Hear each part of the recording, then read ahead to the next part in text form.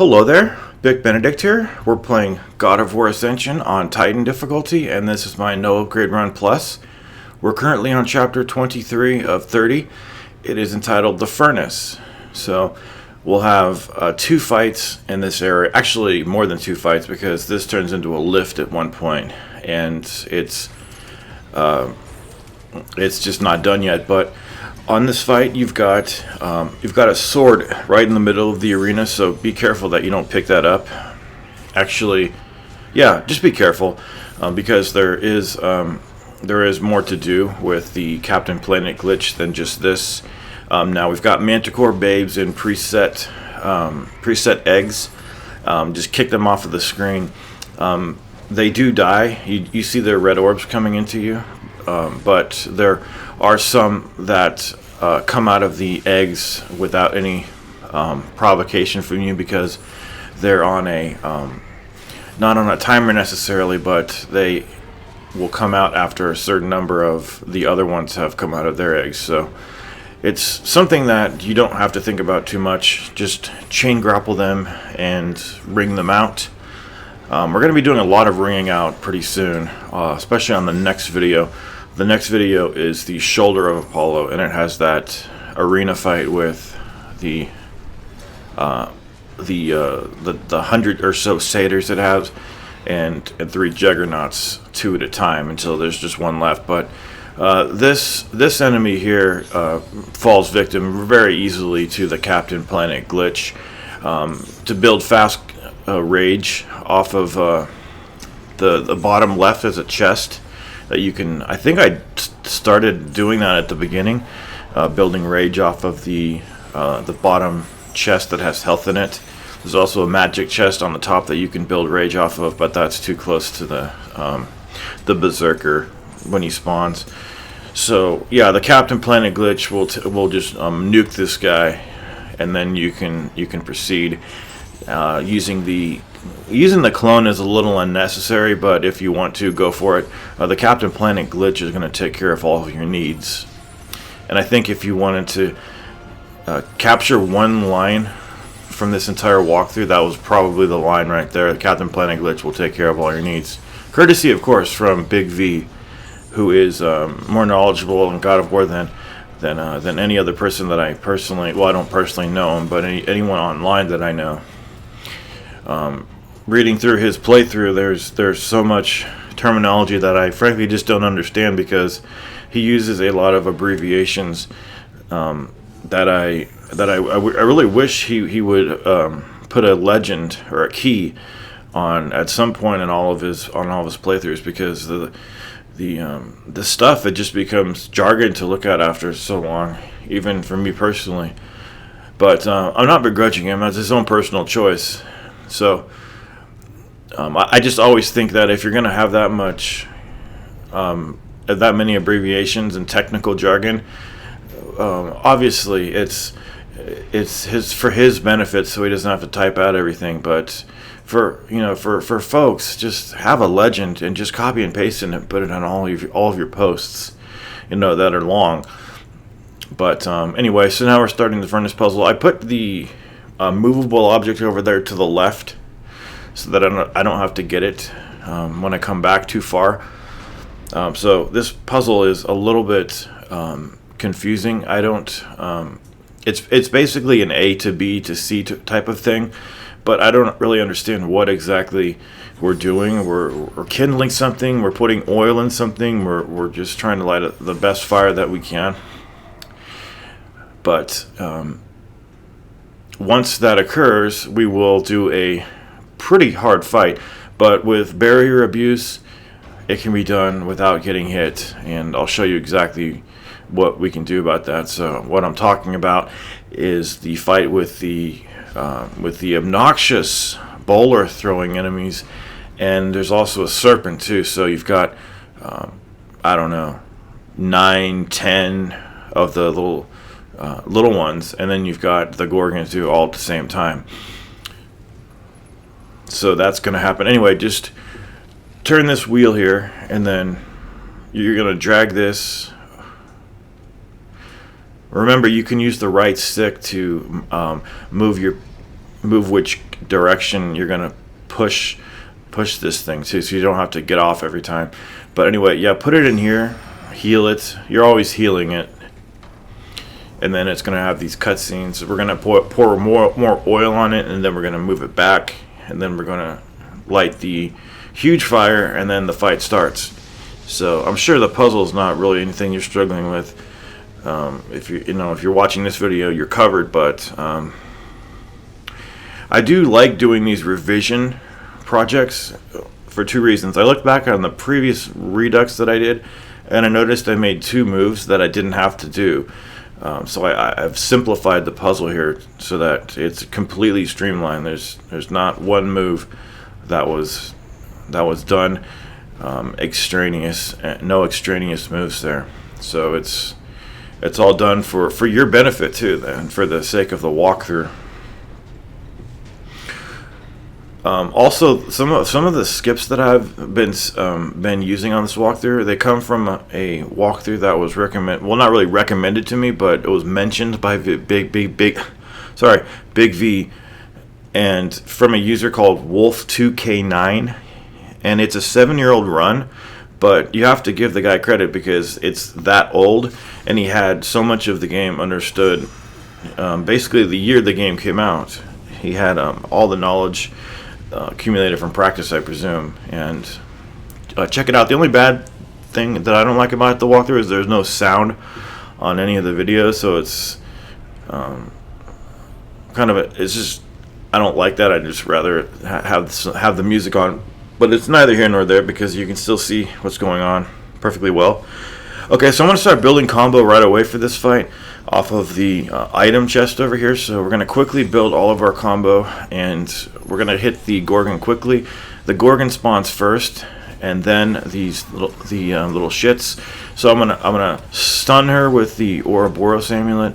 I believe I used the clone too, and I used the if I didn't use the clone, I know I used the Captain Planet glitch. But note that she's not stunned, and I want to stun her, but I was not able to stun her with all of that, so it's quite frustrating. We were not able to build up enough damage off her to get that stun, but the stun should be coming. Now, this is barrier abuse as well as camera abuse. Staying in this bottom left corner over here makes it so that the majority of the enemies won't aggro, provided that they're a little bit distance from you. Over here is a good, it's a decent spot to stand over there too, but there's no chest over here to build rage off of. But if you want a spot that you can definitely hide in and not have any enemies over there, it's a good spot. If you just want to go down there, just stand there and have your clone regenerate, it's absolutely perfect. Another thing that we're doing, like I said, is the barrier abuse, which allows us to stand on the edge and have the enemies perpetually taunt. But remember, if you make a move in their direction too much, make one wrong move or what have you, they will start aggroing. So we just need to get a stun on this enemy. But what is the purpose of a stun in this game? It's pretty much useless, because when you grab her and she petrifies enemies, unless she hits the enemies and breaks them, that's the only good thing. You can't break them feasibly. They have too much HP. It's absolutely ridiculous. It's something that I think started in God of War 2 and was just never, maybe God of War 3 did it, but it was God of War 2. If not that, then it was definitely 3, where the enemies have way too much HP. Way too much HP when stoned like that, and you can't shatter them. It's absolutely ridiculous. One hit should suffice, just as it suffices with you. But over here in this corner, do you see how great this is? I'm just having her hit me with this 2-hit combo, and I'm doing ST perpetually over here. I've got everybody back there perpetually taunting so that I can do this. So this usually works out so that she comes in that corner over there. Have her chase you down, evade the grab, and just get over to that corner so that you can do that non-stop, and then you can focus on the bowler throwing enemies. What degree of difficulty is this fight to do without getting hit? It's pretty difficult. Anytime enemies have really good aim, and there's multiple enemies that are throwing stuff at you. So I decided to use magic because we've got a refill of it over here on the top, and there's no more fights over here, so might as well use the magic. And the only fight that we have left is one that occurs between two fire shooting spouts, and the process usually, at least for me, it involves losing your shield simply because there are so many drop swords on the ground, and you're always pressing, not always, but you're usually pressing R1 to do something, and you accidentally pick up a sword. So I do accidentally switch my shield over here for a sword, but you don't need to worry about that. If you start chapter 24, the Shoulder of Apollo, with a sword or with nothing, you're perfectly fine, because you're going to get a shield in the fight that starts chapter 24. There's going to be like 10 shields that you can pick from. There's a lot of enemies with shields. I'm not saying you can pick them one by one off the ground at any given time. I'm just saying that there's a lot of enemies with the shield. It's very important to note, though, if you're a shield person after having watched these videos, and I really hope you are, because it's by far the most essential weapon that you can get. It has so many uses. I mean, the skips alone that you can do with it, there's no comparison to the other weapons, even though they do have a little validity here and there, and there's no way that I'm just discounting them, because they have their individual purposes that have uses in a singular way throughout the campaign at times, but the shield has more uses in total than them, by far, just absolutely by far. So that fight's done. Hope it didn't cause you too much trouble. And up there's where we're going to do that fight, but there's one more that's coming. So just like we did back in the other furnace, the furnace lift, we're going to do plume whoring. The Captain Planet glitch you can do if you want to, but we're not really concerned with killing enemies that much. I mean, we are and we aren't. We're interested in stunning enemies like as much as we can, so they can't move at all hardly. And by the time the fight ends, you're going to be caught between these fire jets so closely that you won't be able to move very much either. So I am going to skip this because it's absolute garbage. There's a whole bunch of those little pest enemies, and they have too much HP. There's 4 there, but there's even more of them, and there aren't any places, I don't think, that you can wring them out. I don't believe so, not unless you go to a different area. But that area you start in there with the Archimedes table and whatnot, there's no areas to wring them out. So make sure you have the fire blades equipped over here before it saves. It's going to save here, and it's also going to save in another moment here. Okay, so head on over here. You shouldn't need anything if you replaced your health and magic in the previous area. But you want to use the clone immediately. Okay, immediately use the clone so that you can use him as fast as you can again. So once it starts, it's the clone, and then you want to shield plume to build up your rage as much as possible. So you can start using the so you can start getting the SST detonation on the ground. You don't need to do the super plume here. The super plume is going to mess you up, so don't use the super plume. You don't need to freeze people, and you really don't need to use the Captain Planet glitch. I only used it once there because it was the beginning of the fight.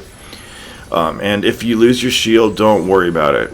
Okay, so it's all this is SST constantly, and then once you get overwhelmed, get using that magic if you need to. The magic will save you, but just keep an eye on the regeneration of the clone and use it the moment that you can.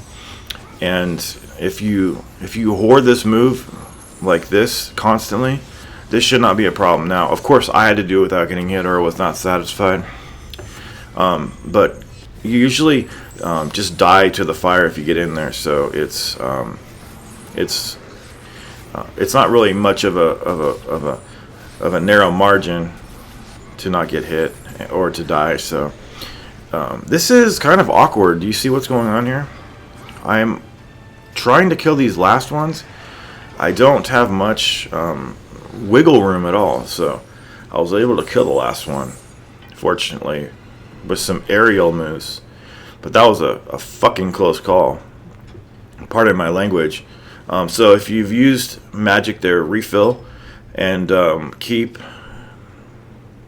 What should you have selected?